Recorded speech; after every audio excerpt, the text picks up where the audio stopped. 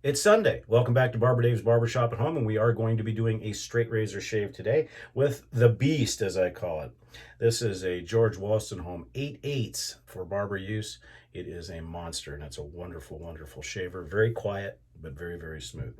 For our soap today, we are going to use Penhaligon's Bayolea. We'll go into more detail on that and all the other Bayolea stuff that goes along with it. Before we get started, though, make sure right down here, like and subscribe. Ring the bell to get notified when new content comes out that helps the channel. It also helps right down here, www.theshavingcadre.com. Come and see us. We think you'll enjoy it. And then throughout the entire video, please check right up here. You're going to see some of the other gents that do videos and post them on the Cadre. So please support them as well. So I hope everybody's having a blessed Sunday. Oh, and I forgot. The brush we're going to be using is a Paladin Chief. Back in the days when Paladin had an arrangement with Lisa Beanie, and this is a blonde badger knot.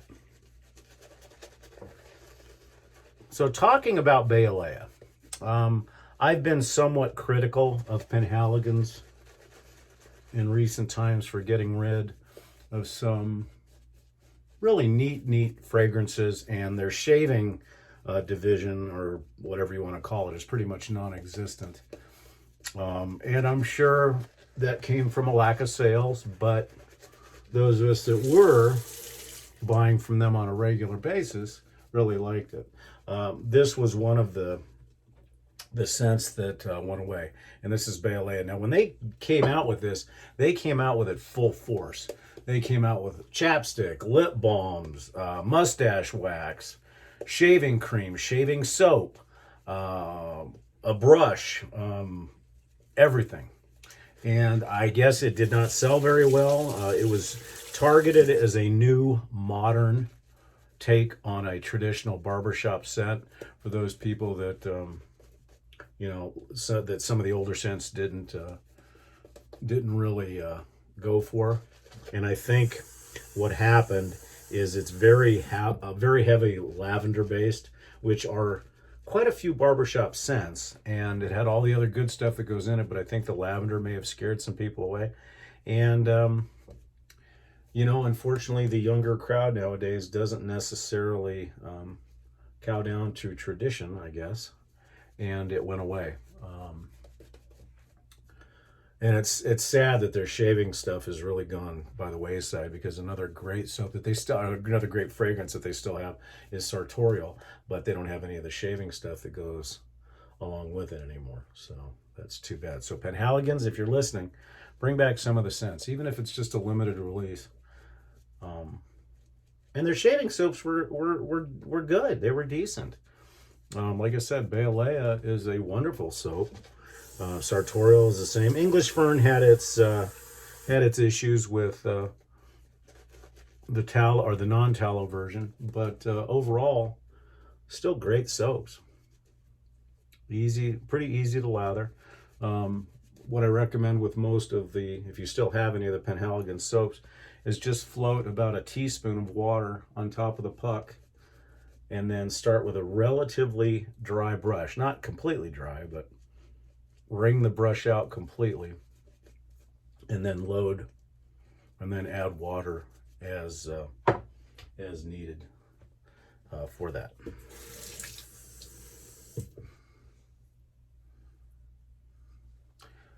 For those of you that have visited the Cadre before, as you know, every 2 weeks or so we have a Zoom call, and we've got one of those today, where all the gents from the Cadre get together and just shoot the breeze, have a cigar, have some scotch or some bourbon, and just enjoy it. Or when it's 110 degrees outside, it's probably gin and tonics. All right.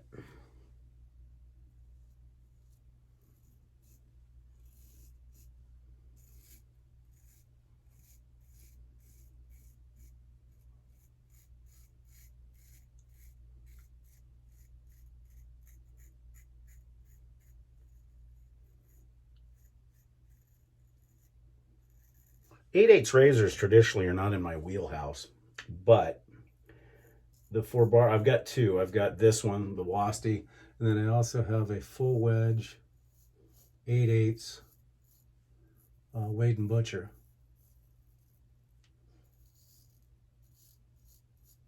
And they're the only ones that I really like as far as big blades are concerned. Usually it's 5/8, 6/8. Even the smaller sports cars I like too, the 4/8 and the 3/8.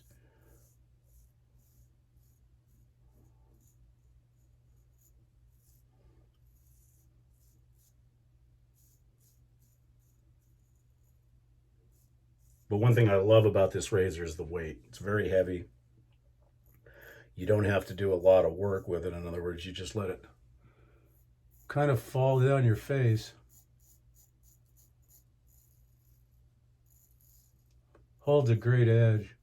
I don't think I've refreshed this other than stropping, which I did at A30 and 60 in years.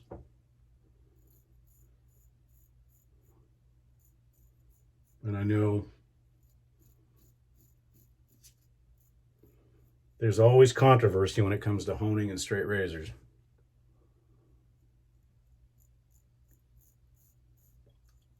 But the simple fact of the matter, tried and true works, convex works, and the bottom line is it just matters which edge you like the best. Some people love a cauticule edge, some people think it's not sharp enough. Some people like a shafted edge, some people think it's too harsh. Some people like natural stones. I mean, there's so much, and you got to find what you like.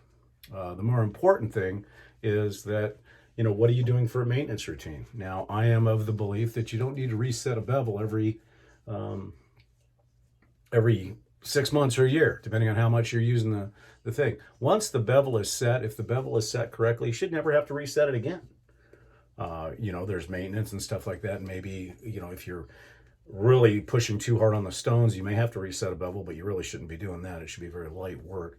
And then stropping and maintenance is all you need.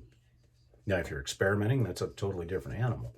But once the bevel is set, and I think a lot of people get this misunderstanding that once you go down the road of straight razors, that it's nothing but a maintenance nightmare.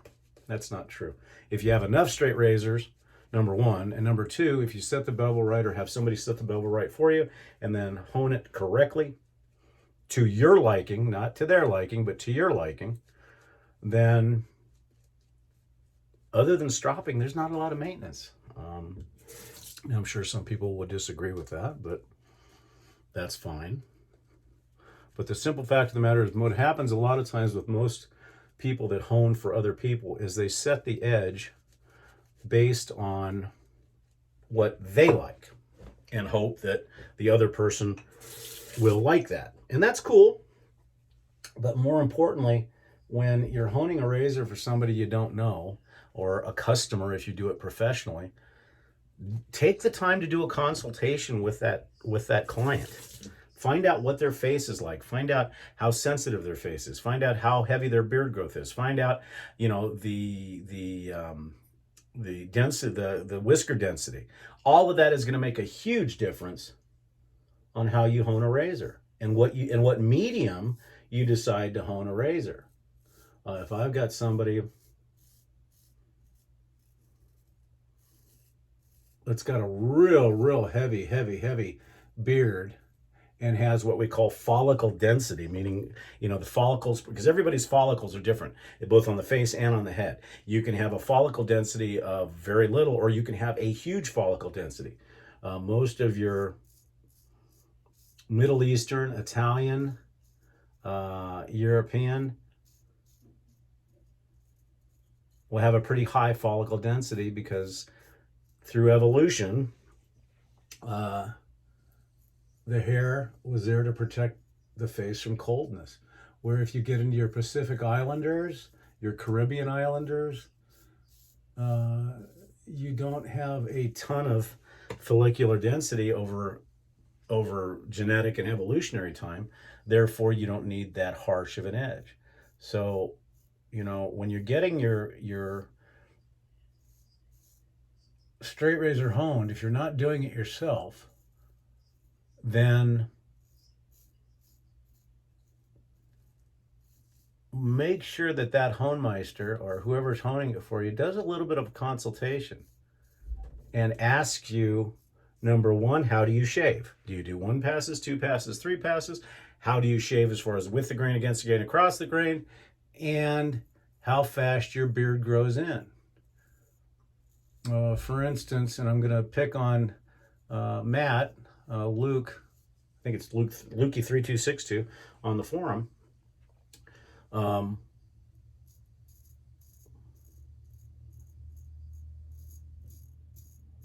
He can grow a beard in hours, where I still shave every day, but I have a light beard after 24 hours or so. So I can get away with a Cauticule arc finish because it's a little bit less harsh. Matt, on the other hand, needs a blade that'll cut extremely sharp, which may be harsh for me. So hopefully, if you hone yourself, obviously I recommend that, because then you can get the feeling exactly the way you want it.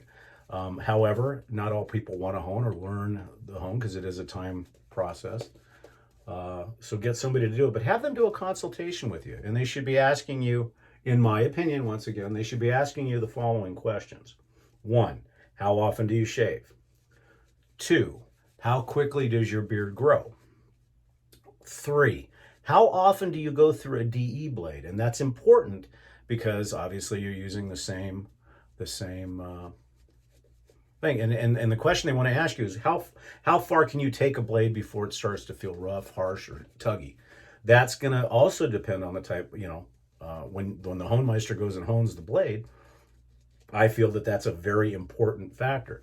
So ask them, have them ask you, how quick does your beard grow? I mean, do you have a 5 o'clock shadow by 2 o'clock? How dense is your beard? And all those things should give an indication to you of how good the person who's honing it should be. Now, I know 99.9% of people that are honing razors don't do a consultation. I think it's important, but that's just me.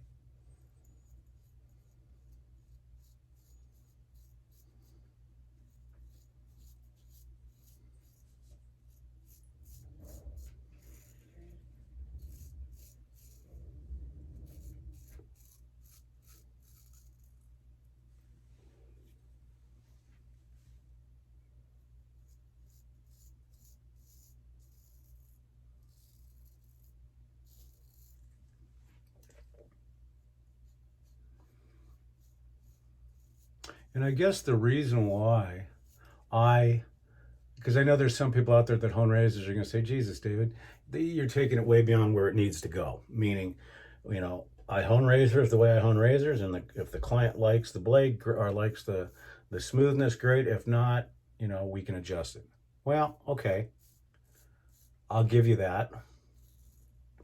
But more importantly, I take the same tact that I do with each and every client in my barbershop, because I'm going to have to cut somebody's hair completely different. Hair and how hair lays and how it's cut and how it needs to be cut is like a fingerprint. Why should it be any different with straight razors?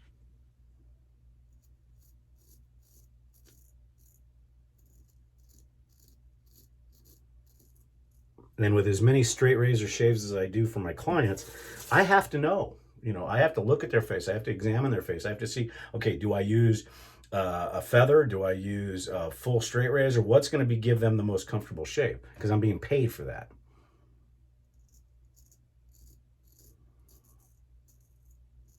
Because it doesn't do me any good if I give somebody a straight shave and their face is on fire afterwards. They'll never come back. So the same type of philosophy is that for honing a straight razor. It's a consultation.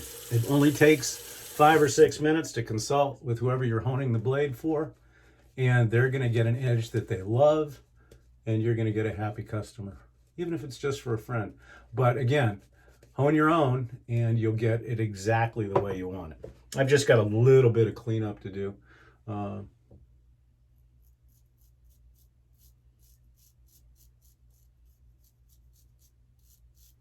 was talking to Bill M on the forum, and Convex honing, for instance, has been around forever, but it's become very controversial because it's not widely used. Well, that doesn't mean it's not right. And you've got to open yourself up to learn new things. But what I've noticed in the straight razor world is nobody wants to learn new things. It's this way or the highway. That's crap.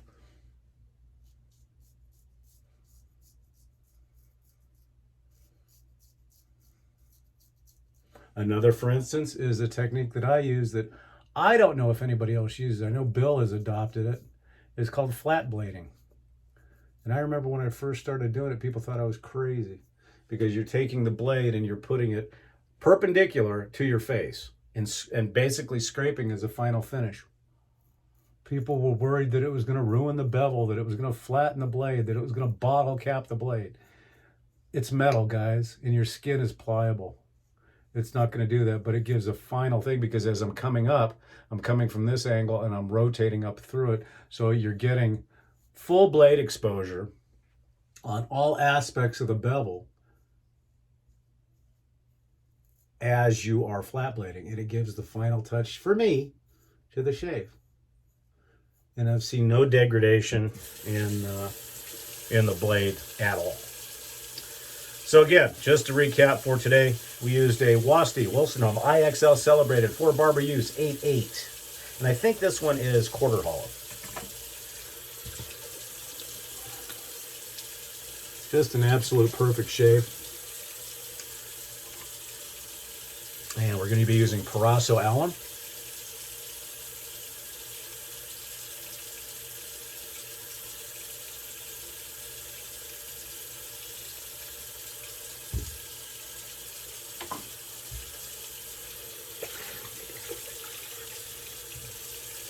Leave that on for just a few seconds while we clean up our brush.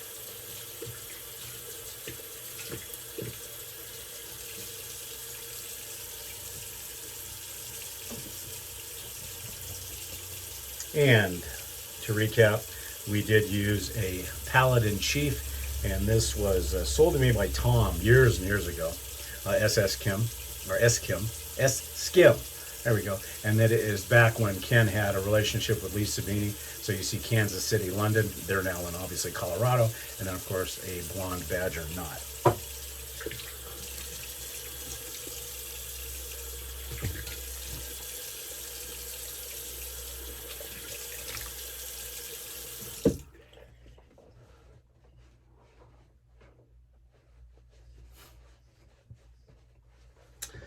For our witch hazel today, we're going to be using Thayer's Lavender because Bayolea is a very lavender-heavy scent.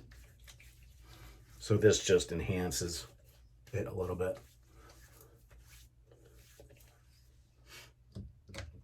Let that dry a little bit. And again, for the soap today, we did use Penhaligon's Bayolea. And Penhaligon's, and that's what I don't understand why they got rid of a lot of their shaving stuff. It was very classy in the, you know, the traditional British sense. It was just a very classy thing. But, you know, like I said, I understand marketing and sales, and if it wasn't selling, I get it. You know, I get it.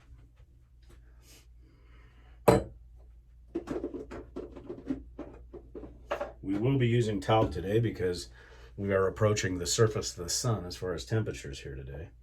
And we'll be using Penhaligon's Bayolea for the aftershave.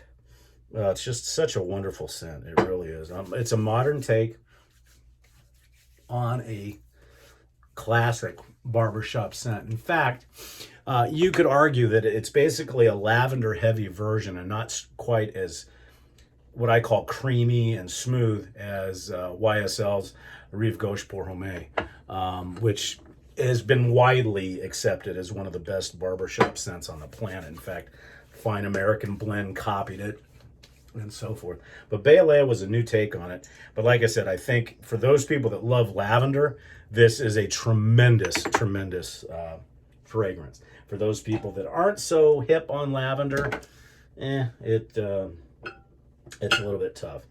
Today, since we like the lavender scent, we're going to be using Just a very neutral talc. Clubman.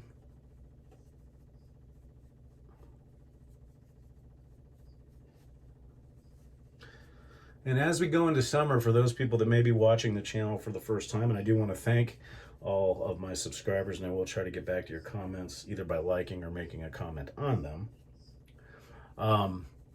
Talc will help in the hot summer months, especially. I mean, we live in a fairly dry climate, but it's heavy duty, blistering, searing heat. You know, basically, your humid areas are like a smoker. We're like basically the searing plate on your gas grill. But anyhow, for those of you that are in humid areas, the talc makes all the difference in the world as far as keeping you dry and fresh the entire day. And then finally, we'll be using the Bayolea Eau de Parfum. Oh, no, this is an EDT. And again, all these Penhaligon scents you can usually find on the secondary market in certain spots. And it's sad because it's tough to go and get those. All right, that's it, folks. Well, thank you so much for joining us once again at Barber Dave's Barbershop at Home. We hope you have a wonderful Sunday, and we're going to see you again real soon. Take care.